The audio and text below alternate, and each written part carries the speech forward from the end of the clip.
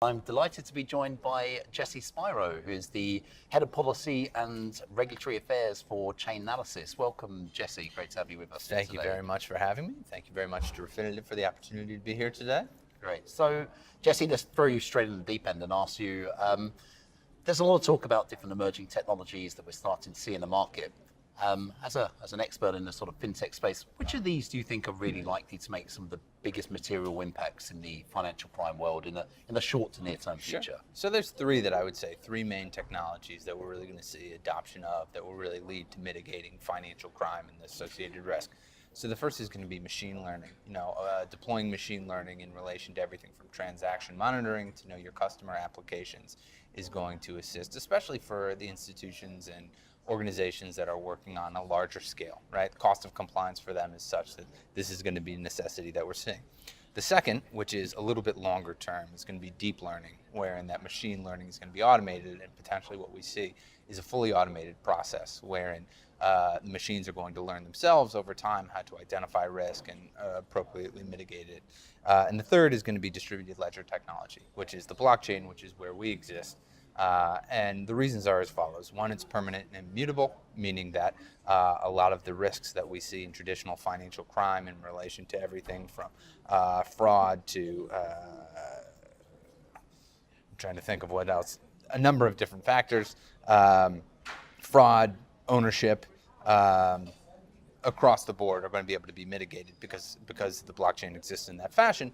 And then third is that real-time screening is possible in relation to these transactions, wherein traditionally what we're seeing is batch screening and the process is reactive versus where it can become proactive if that's deployed. Okay, fantastic. And so that's taking us from the high level in terms of what you're thinking from the key technology plays in the market. But let's think about kind of the hot end of the financial crime subject, which still remains as sanctions, I would say. So you guys are doing some really interesting area, sort of work in the sanction space. But I guess what's interesting here is that the sanctions world is becoming a lot more complex as we start to think of some of the associated risks, things like narrative sanctions. How do you think technology is going to help us specifically in this sanction space? So, in relation to technology, the good news is organizations like Refinitiv have fantastic data applications that can assist in mitigating that risk, like WorldCheck. WorldCheck has fantastic best-in-class sanctions coverage, narrative sanctions coverage. Employing that into a compliance regime is certainly going to help mitigate that risk. One of the interesting things that we saw in the crypto space is that OFAC recently, in November of this past year, designated the first two addresses that are associated with Iran. This is the first time that we saw sanctions applied there, which then becomes a very different animal because then organizations have to prepare and mitigate potential risk in relation to the crypto ecosystem. This is something that we prepared for, and now we have a sanction set specifically that is imposed for sanctions. FATF is now saying, as of 2019, one of the requirements as the regulation is released for virtual assets, cryptocurrency, is that sanctions have to be employed across all jurisdictions and regimes due to illicit activities. So sanctions in that space is going to grow, which then, again, obviously is going to be a very different animal. But the good news is if you employ something like a WorldCheck that has that best-in-class sanction screening, something like a Chainalysis with best-in-class sanction screening, again, risk mitigation is going to be possible. But it's murkier in relation to cyber also. In terms of cyber, one of the things that we're seeing is state actors, state hacking groups are becoming some of the prominent players in that space. A report was just released that North Korean hacking groups had stolen, I think, upwards of 680 million in relation to hacks. And we just saw a recent hack that occurred. It hasn't been attributed to state actor, but the footprint looks like it's a state actor out of the Mexican financial institution. So again, it is certainly becoming more complex. Some technologies exist that are helping to mitigate this risk, but more need to be developed, I think, also. So it's an interesting space that Chainalysis are actually starting to come into, which is when we think about things like distributed ledger technology, perhaps the one that we're most familiar with is actually in the virtual currency space. When you had the emergence of things like Bitcoin and a lot of the media that followed with that, that seems to be the first area that people got most comfortable with. But you're uncovering a lot of new risk, obviously, in this whole area of virtual currencies. And so that space that you're playing in here seems to be at the forefront of looking at that technology and how we can actually mitigate the risk through some of these new platforms.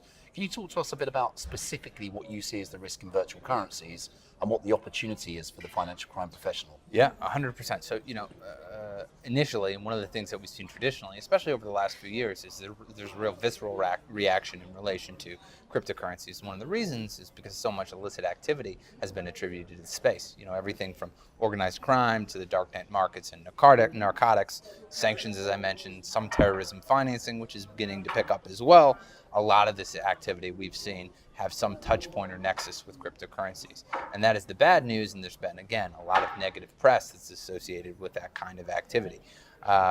As a result, when you talk about AML and CFT, it becomes far more complex because you have that ecosystem on one hand, but for the bad actors that are utilizing cryptocurrency, exit strategy and the exit point is something that they have to do. And the exit directly hits with traditional financial services, right? They need to use traditional financial services to gain access to fiat. So that's one of the things where we've seen the nexus and definitely is a problem. In terms of mitigation, the good news is blockchain forensics exist, like Chainalysis, wherein because the blockchain is public, it's permanent, and it's mutable, there's a lot of information and transparency that previously did not exist that is now available to organizations like ours. And if, again, it is applied, and if an organization knows how to utilize the technologies that we offer and these kind of investigative capabilities, in some cases, they'll be able to mitigate risk even more effectively than they would otherwise. So this is the 13th MENA Regulatory Summit, and obviously today we've had the opportunity to interact with some of the key regulators here in the region and some of those from right across the world, actually. What I'm interested to talk to you about as well here is you're having a lot of regulator interaction, and it seems that there's been quite a different approaches that we're seeing from different regulators. Rather than asking you what you think the perfect approach is, what are you advising regulators on? What approach do you think they should be taking to when it's about new technologies such as Chainalysis are bringing to the market? So the advice that we're giving, I mean, one of the issues obviously that we're seeing, you nailed it on the head, is the fact that there hasn't really been a uniform approach. An application is looking so different that it's very difficult for organizations in this space to remain compliant in some cases, especially if, again, because of the nature of this, cross-border transactions, things that we see in relation to, emerging payment systems, it's very complex, right? And regulation is so different from jurisdiction to jurisdiction. In terms of advisory, what we're saying, and this is in application to new technologies, RegTech and FinTech as a whole, partnership is integral. And what we're advising is for the regulators to work directly with those that work in the space, right? That work in FinTech or RegTech, these emerging technology companies, to work directly with them, right? A, so that the regulator can understand how the technology works, can provide an appropriate audit, and can be comfortable with that technology being adapted. And then B, on the other hand of things, for the companies that are involved, the organizations, the institutions, to be familiar with what the regulators are going to require so that they can all be across the board on the same page. And this is going to lead to less enforcement and more compliance at the end of the day. And so this is what we're encouraging, building some kind of trust between all of the key nodes that exist in the ecosystem, and that's hopefully the end result. And some of the best examples of those that you're seeing at the moment, obviously there's some highly publicized work that's going on in Asia particularly. Mm-hmm. I think, so Singapore is being very active in relation to their engagement with those in the tech space and have always been very proactive in their approach. They've launched a very interesting sandbox, in fact, to help facilitate that going forward. CFTC in the US has launched similar kind of working groups around technology, and they have their labs, which is working kind of hand in hand with these companies to build out these new technologies and make sure that they avoid some of the pitfalls that others have seen in relation to compliance. And the list goes on and on. Certain other countries, in the EU, I expect to see, we're going to see certainly more adoption. The EU is kind of warming up, especially after the 5th Anti-Money Laundering Directive has been released, starting to warm up to technology, and they don't want to be left out. Fear of missing out. So they're becoming more proactive in that as well. So a lot of encouraging activity we've seen. And thinking just back down here to the MENA perspective, I think there's been a very open attitude to actually looking to bring in these emerging technologies and to encourage the sort of fintechs to take place who are going to bring things like virtual currency into the mainstream. What about from a risk perspective? You obviously have a global lens on this. What do you think are the key risks for us from a MENA perspective, and where does that rank against the rest of the world? Certainly. I mean, the key risks, the good news in relation to specifically technologies, if we're talking about cryptocurrency, for example, is that the risks are basically the same across the board. I mean, there may be more in relation to sanctions, for example, potential touch points that connect with Iran, right? But by and large, the risks are going to be same because of the nature of cross-border transactions and how this ecosystem works, and because a lot of these exchanges have the availability for individuals to gain access in certain jurisdictions that are outside of MENA.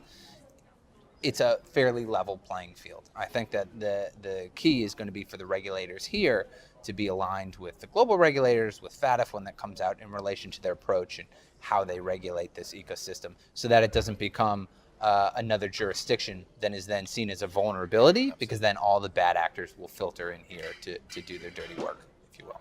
Fantastic. Well, Jesse, it's been a real pleasure to have you with us here today to share some expert opinion with the community, and also to share your thoughts with our viewers. So it's my wonderful pleasure. to have you with us as always, Jesse from Chainalysis. Thank you so much.